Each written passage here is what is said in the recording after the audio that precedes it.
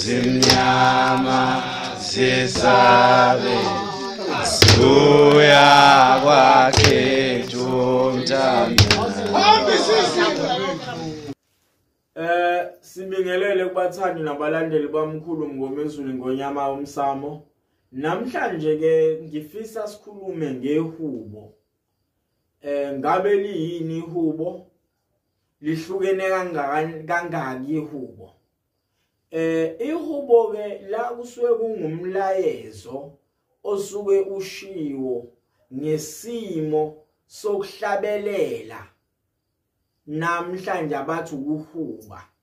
Lo mlayezo ke uye ulotshwe ngesimo somculo okuwukuthemeleza noma usukudlulisa izigaba ezahlukeneyo.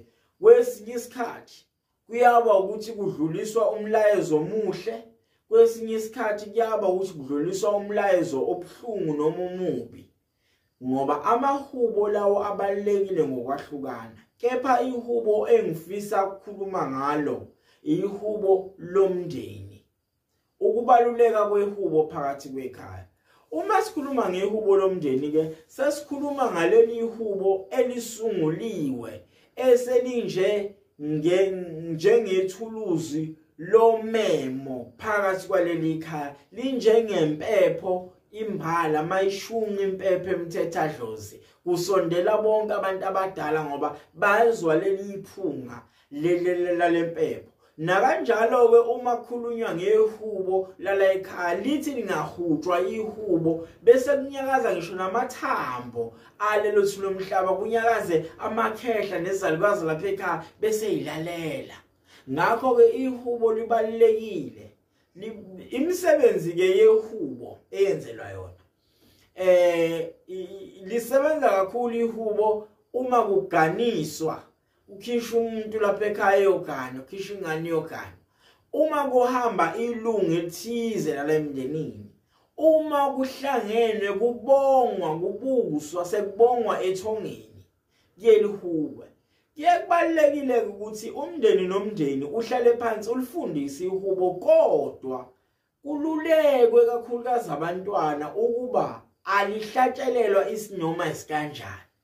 Kalifani nengoma, kalifani namaculo othi makubusiwe bese kuzwakala insizwa ikhuphuka ilimemeza ivumisa. Ihubo libalekile ngoba usuke usuthinte usushaya icilongo umema abalethu nomhlaba. Ngakho ke kubalekile kunjengokumemeza kwegama lomuntu omdala phakathi ekhaya. Awuvedana ulimemeza, uyaliziba, uyalizila, kepha ulimemeza ngoba sekufanele umthinte unyakazisa yena.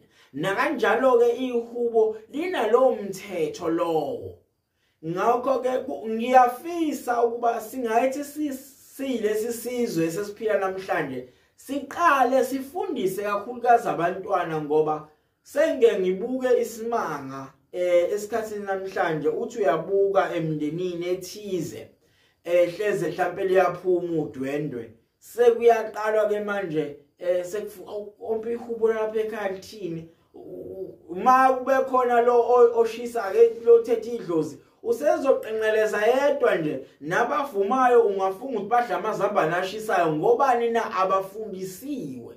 Ihubo kumele befundiswe abantu la ekhaya. Isikhathi sokufundiswa kwabantu ke isiphi? Ngoba ngithe alihlatshelwe noma sikanjani. Ke ukuthi makuhlangene kade kuhlatshiwe lapha ekhaya sekudliwe kwaqedwa bese ke kuhlangana umndeni. Bese ke kuyilesi sikhathi senilifundisa senilihuba leliculo ngoba senimema abanikazi bomuzi nizobonga kuba cha siyabonga lapha ekhaya. Makwami Mngomezulu siyabonga bodlakadla bonke abayenkosi. Nawo umsebenzi sesidlile sesibusile, sesicela lisibusiso kini. Ileso sikhathi ke la ihubo okufanele libantu izingane nabantu befundiswe khona, ngoba awukwazi ukuthi uvele nje ulihube ngoba usukunyakazisa.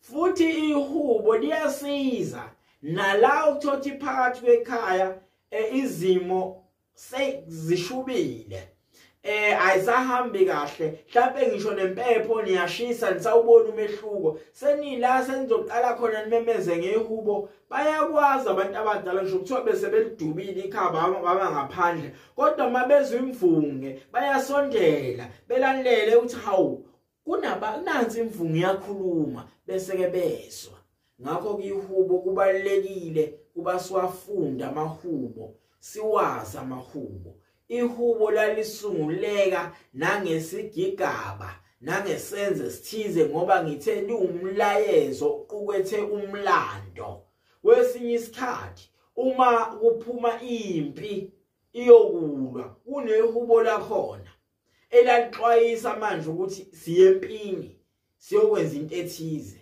futhi uma kuyobuswa kunehubo lakhona ngakho ihubo engigxile kakhulu ngigxile ehubeni lomndeni akhona kamahubo esizwe namahubo amabutho okuthothi ibutho ethize linehubo lalo lithize elasunguleka ngesikhathi esithize kwenzeka into ethize kepha ngigxile lapha ehubeni ihubo lasekhaya kuba libalulekile nanxa ngisho likhipha umuntu seniyomtshala eyothunwa encwatshwa bese kufanele kuhutshwe phela ihubo lapha ekhaya okuyona ndlela yokubikela abantu abalolu nomhlaba uyazi ukuthi ngehubo uyafana nomuntu oseshunqisa impepho khona izimo la ekhaya okuthothi manje kuyadinga kumenyezwa abantu abadala kodwa impepho akwazi kusondela empepheni la sekusebenza khona ihubo lalapha ekhaya iyabhodla ngonyama yomsamo ngiyathemba idlabaningi esakeni bekwesihloko nje sincane sifishane ebengifisa nje ngithi bengidlula kuso sehubo ngoba kubalekile ngibona kubalekile lokhu ukuthi siyithinte lezi zinto ngoba kungezinye zezinto ezikhathaza abantu uthola ukuthi uyawakha umuzi omnye wakha nje umuzi uyintandane akana mama akana baba akazi ukuthi iziphi izinto okufuna lezenziwe ngakho ke ulama video siyoleke sileke simlekelela acoshele naye emgodlagodleni wakhe ukuze akhe umuzi kayise noma umuzi oyisemkhulu onesisekelo ngakho ke siyabonga siyathokoza